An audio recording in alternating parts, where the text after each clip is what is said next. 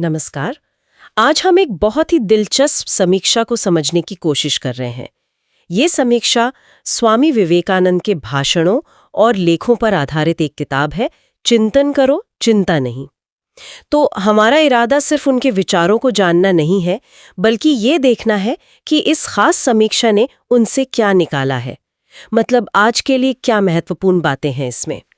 तो चलिए खोलते हैं इस समीक्षा की परतें। बिल्कुल। और ये समीक्षा खास इसीलिए है क्योंकि ये सिर्फ विचारों का सार नहीं देती है।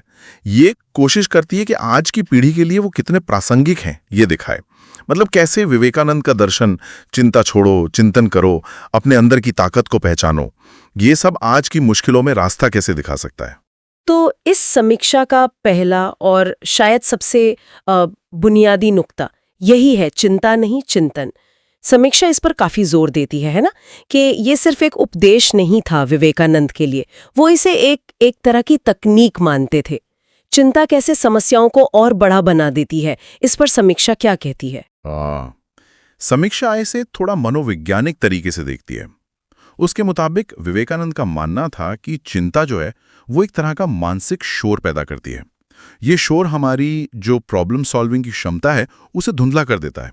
जब हम चिंता करते हैं तो हमारा ध्यान वो समस्या के नेगेटिव पहलुओं पर ही अटक जाता है, जबकि चिंतन मतलब शांत और फोकस सोच वो दिमाग को क्रिएटिविटी और समाधान के लिए खोलती है।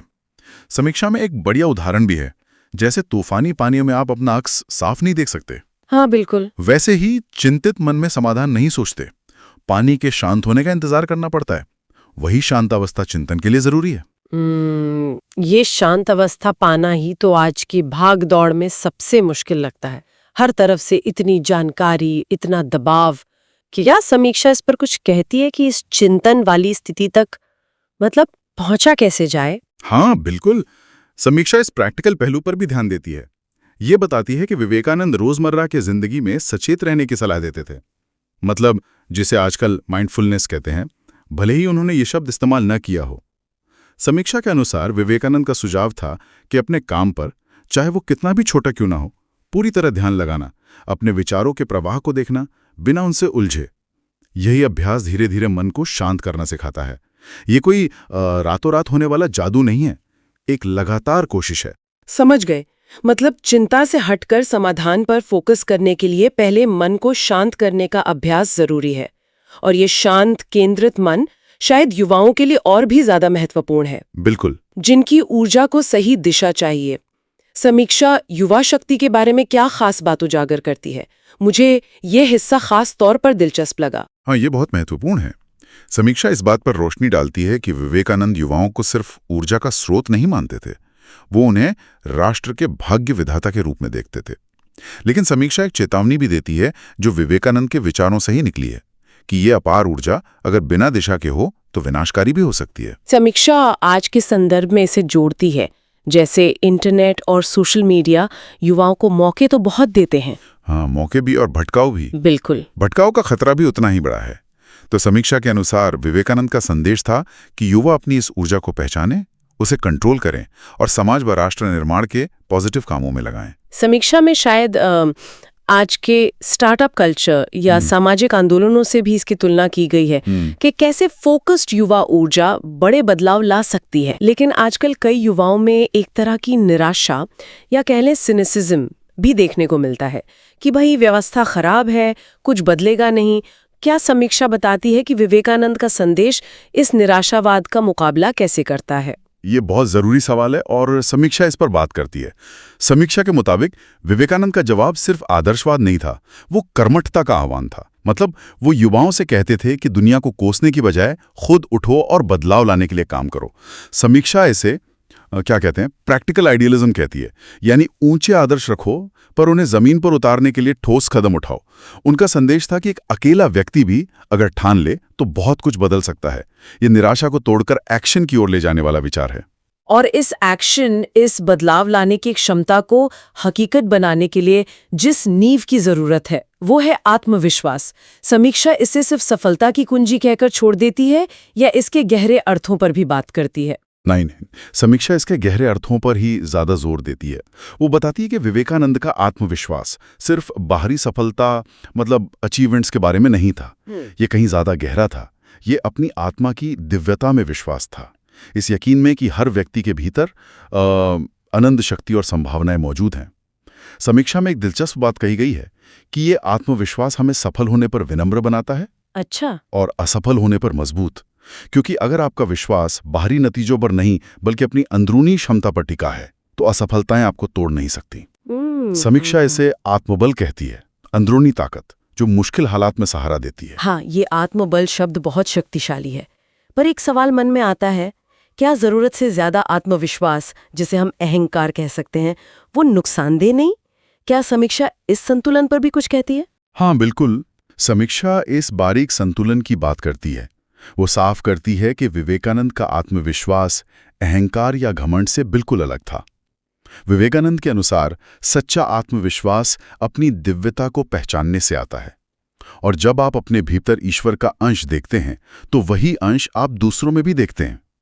इससे अहंकार नहीं बल्कि विनम्रता और सबके प्रति सम्मान का भाव पैदा होता है। समीक्षा कहती है कि ये आत्मविश्वास आपको अपनी कमियों को स्वीकारने और उनसे सीखने की ताकत भी देता है, जो अहंकारी व्यक्ति नहीं कर पाता। तो ये आत्म जागरूकता के साथ जुड़ा हुआ आत्मविश्वास है। ये स्पष्टीकरण महत्वपूर्ण है। अच्छा, अब इस आत्मबल और आत्मविश्वास को पाने और बनाए रखने का रास्ता क्या है? समीक्षा यहाँ आध्यात्मिकता और कर्म योग का जिक्र करती है। ये थोड़े भारी शब्द लग सकते हैं। समीक्षा इन्हें आज के पाठक के लिए कैसे सरल बनाती है? समीक्षा इन्हें बहुत ही प्रैक्टिकल ढंग से सामने रखती है। आध्यात्मिकता के बारे में समीक्षा कहती है कि विवेकानंद के लिए इसका मतलब किसी खास धर्म या पूजा पद्धति से बंधना नहीं था, बल्कि जीवन को एक बड़े कैनवस पर देखना था। यह समझना कि हम सब एक बड़ी शक्ति से जुड़े हैं और हमारे जीवन का एक उद्देश्य है। यह नजरिया हमें रोजमर्रा की छोटी छोटी परेशानियों से ऊपर उठने में मदद करता है, और कर्मयोग उसे समीक्षा भगवद गीता के हवाले से समझाती है। अपना काम पूरी लगन, ईमानदारी और कुशलता से करना, लेकिन फल की चिंता किए बिना। हाँ, लेकिन उसके नतीजे की चिंता में डूबे बिना। समीक्षा में एक आधुनिक उदाहरण भी है, जैसे कोई सॉफ्टवेयर डेवलपर अपना पूरा ध्यान बेहतरीन कोड लिखने पर लगाए, इस चिंता में घुलने के बजाय कि ऐप हिट होगा या फ्लॉप। मतलब फोकस प्रक्रिया पर हो, परिणाम पर बहुत ज्यादा अटैचमेंट ना हो। बिल्कुल। समीक्षा कहती है कि जब आप अपना बेस्ट कर्म करते हैं तो अच्छे परिणाम की संभावना वैसे भी बढ़ जाती है, लेकिन अगर परिणाम उम्मीद के मुताबिक ना भी हों तो कर्मयोग का अभ्यास आपको निराश या हताश होने से बचाता है, क्योंकि आपका संतोष अच्छे कर्म करने में था, न कि सिर्फ मनचाहे फल में। तो समीक्षा के अनुसार आध्यात्मिकता का बड़ा दृष्टिकोण और कर्मयोग का ये व्यवहारिक अभ्यास मिलकर जीवन की अनिश्चितताओं का सामना करने के लिए एक मजबूत कवच तैयार करते हैं। ये सुनने में तो बहुत प्रभावशाली है, पर क्या समीक्षा इस बात पर भी गौर करती है कि आज की दुनिया जो इतनी ज्यादा रिजल्ट ओरिएंटेड है, हाँ, जहां हर कदम पर प्रदर्शन का दबाव है, वहां कर्मयोग का पालन करना कितना व्यवहारिक है? खासकर जब समाज लगातार नतीजों पर ही जोर देता है। लेकिन समीक्षा विवेकानंद के हवाले से तर्क देती है कि कर्मयोग का मतलब परिणामों से पूरी तरह डिटैच हो जाना नहीं है, बल्कि उन पर अपनी मानसिक शांति और खुशी को निर्भर न होने देना है। ये एक मानसिक अनुशासन है। समीक्षा सुझाव देती है कि इसे धीरे धीरे अपनाया जा सकता है, छोटे छोटे कामों में अभ्यास करके, अपने प्रयासों की सराहना करके, चाहे नतीजा कुछ भी हो। ये एक माइंडसेट शिफ्ट है जो धीरे धीरे आता है और लंबे समय में बहुत शांतिदायक साबित हो सकता है। यानी ये एक यात्रा है, मंजिल नहीं। अच्छा, व्यक्तिगत विकास और शांति से आगे बढ़कर समीक्षा विवेकानंद के एक और महत्वपूर्ण पहलू पर भी जोर देती है, समाज और सेवा। ये कैसे जुड़ता है बाकी सब बातों से? समीक्षा इसे विवेकानंद के दर्शन का, कह सकते हैं, चरम बिंदु मानती है।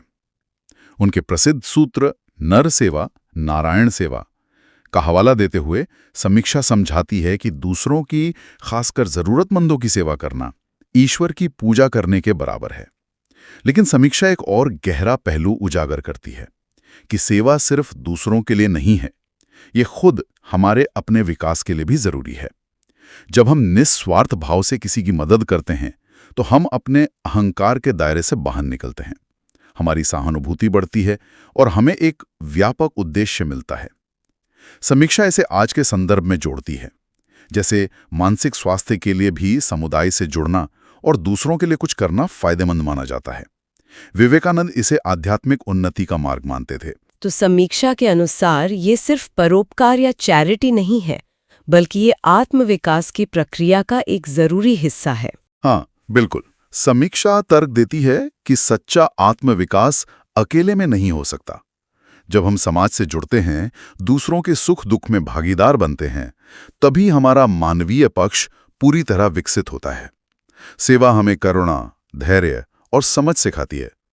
समीक्षा कहती है कि विवेकानंद का संदेश था कि व्यक्तिगत मुक्ति और सामाजिक कल्याण ये एक दूसरे से जुड़े हुए हैं, अलग अलग नहीं। तो ये सब विचार चिंता से चिंतन, युवा शक्ति, आत्मबल, कर्मयोग और सेवा समीक्षा के अनुसार किन लोगों के लिए सबसे ज्यादा प्रासंगिक है? क्या यह किसी खास वर्ग के लिए है? देखिए, समीक्षा शुरुआत में कहती है कि ये विचार खास तौर पर उन युवाओं के लिए बेहद मूल्यवान हैं जो अपने जीवन में दिशा और उद्देश्य खोज रहे हैं या जो करियर और भविष्य की अनिश्चितताओं से जूझ रहे हैं। साथ ही उन लोगों के लिए भी जो आधुनिक जीवन के तनाव, चिंता और अकेलेपन से परेशान हैं। लेकिन समीक्षा आगे बढ़कर यह स्थापित करती है कि वास्तव में ये सिद्धांत सार्वभौमिक हैं, कालातीत हैं। सार्वभौमिक कैसे? मतलब सबके लिए? हाँ, क्योंकि समीक्षा का तर्क है कि ये मानव स्वभाव की बुनियादी जरूरतों और चुनौतियों को संबोधित करते हैं, जैसे अर्थ की खोज, डर पर काबू पाना, अपनी क्षमता का विकास करना और दूसरों से जुड़ना। ये जरूरतें किसी एक उम्र, पेशे या संस्कृति तक सीमित नहीं है।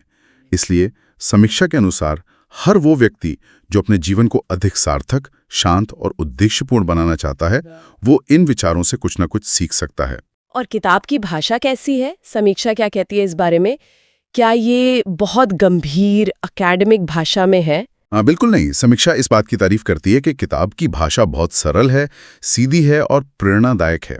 ऐसा लगता है मानो स्वामी विवेकानंद खुद पाठक से बात कर रहे हों, जोशीले अंदाज में, सीधी चोट करने वाले सवालों के साथ।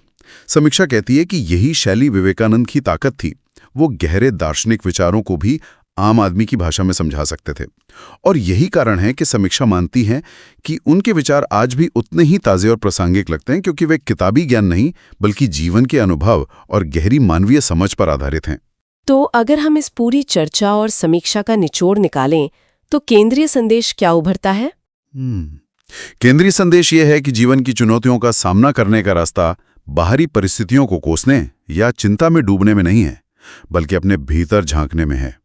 अपने मन को शांत कर चिंतन करना, अपनी आंतरिक शक्तियों में विश्वास जगाना, अपने हिस्से का कर्म पूरी निष्ठा से करना और खुद से आगे बढ़कर दूसरों की सेवा में जुड़ना। समीक्षा के अनुसार यही विवेकानंद का दिखाया मार्ग है, जो आज भी उतना ही प्रासंगिक और शक्तिशाली है। बिल्कुल, और ये हमें सोचने पे मजबूर करता है। हाँ, और एक विचार जो मैं श्रोताओं के लिए छोड़ना चाहूंगा, जिस पे शायद ये समीक्षा भी इशारा करती है।